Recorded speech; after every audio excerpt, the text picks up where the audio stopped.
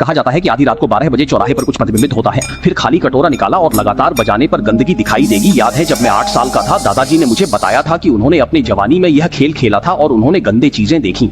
मैं बिल्कुल भी नहीं मानता और इसे आजमाना चाहता हूँ। एक चौराहे पर आया और सोचा कि आजमा कर देखूं। पहले एक कटोरे में गर्म स्टीमिंग चावल निकाल कर रख दिया। बीच में फ्राई करें और ऊपर से एक अगरबत्ती डालें और थोड़ा सा छू लें। यह खाली कटोरी चावल के सामने रखी जाती है। इसके अलावा कुछ और इंतजाम करने की जरूरत है ताकि आने वाली भीषण आत्माओं से बचा जा सके। चौराहे पर जाकर खड़े हो जाऊं। एक कोने को पैर की उंगलियों से छूकर देखा और फिर उसने अपनी जेब से कुछ पैसे निकाले। एक तरफ खींचते हुए पैरों के निशान के साथ चावल, पहले फिसलते हुए चावल को पैरों के निशान पर छिड़कें और चौराहे पर एक त्रिकोण भी बनाना होगा। साथ ही मुंह से कुछ मंत्र भी जपने होंगे। बार बार कहते रहें कि जीवित को पूजा जाता है, मृतकों को भोग लगाया जाता है, दुर्बलों की इच्छा पूरी होती है। जब तक पूरे त्रिकोण को सटीक रूप से चित्रित नहीं कर लिया जाता तब तक मैं आराम से सड़क के किनारे बैठने का साहस नहीं करता। दरवाजे के बीचों बीच जल्दी ही 12 बजाए। मैंने सामने के खाली कटोरे को उठाया, एक चॉपस्टिक से खटखटाना शुरू किया। खटखटाने में निपुणता होती है। 3 बार तेजी से, 4 बार धीरे से खटखटाने के बाद 2 सेकंड के लिए रुकना, फिर अगले दौर के लिए खटखटाना शुरू करना और एक बार खटखटाना शुरू हुआ।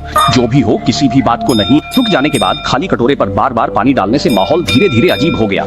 सबसे पहले चावल में लगी धूप अचानक चमक उठी, फिर पीछे से एक ठंडी हवा चली। हालांकि मैं कदमों की आवाज नहीं सुन सकता था, पर मुझे लगा कि कुछ मेरी ओर आ रहा है। मैं पीछे मुड़कर देखने की हिम्मत नहीं कर सका। अगर किसी चीज ने आपको इतना डरा दिया कि आपका कटोरा बजाने का ताल बिगड़ जाता है तो निश्चित रूप से बड़ी मुसीबत हो जाएगी। मैं कटोरे को बजाते हुए जारी रखता हूँ, कहते हुए कि जीवन और मृत्यु भाग्य के हाथों में है।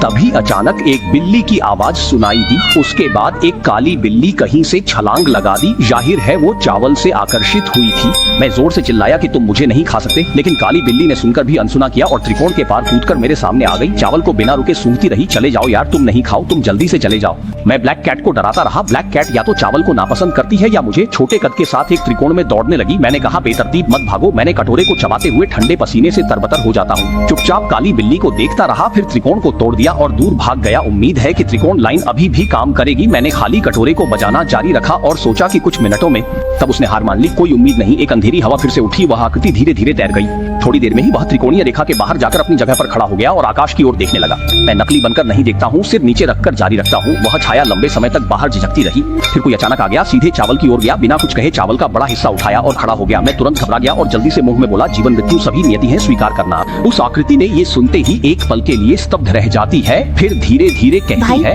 तुम यहाँ एक कटोरी चावल क्यों रखे हो? क्या ये करुणा दिखाने के लिए है? मुझे यह सुनकर आश्चर्य हुआ। एक पल के लिए समझ नहीं पाया कि सामने वाला इंसान है या भूत। उस लड़की ने फिर कहा, तुम्हारा खाना मैंने खा लिया, मुझे कई दिनों से कुछ नहीं खाया, बहुत भूख लगी। जाकर पता चला कि सामने वाला व्यक्ति इंसान है। मैंने पूछा, इस गहरी रात में तुम अकेले यहाँ क्या कर रहे हो? फिर छिप गए। मैंने कुछ सवाल पूछे और अंत में पता चला कि ये छोटी लड़की जिसका नाम शियाओलान है, एक अनाथ है जो चारों ओर भीख मांगती है। एक दया की लहर ने मुझसे संपर्क किया।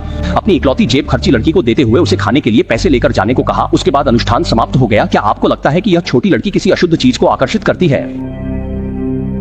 दोस्तों, सब्सक्राइब, लाइक और शेयर ही मेरी रचनात्मकता की ऊर्जा है। अगली कड़ी और भी रोमांचक होगी।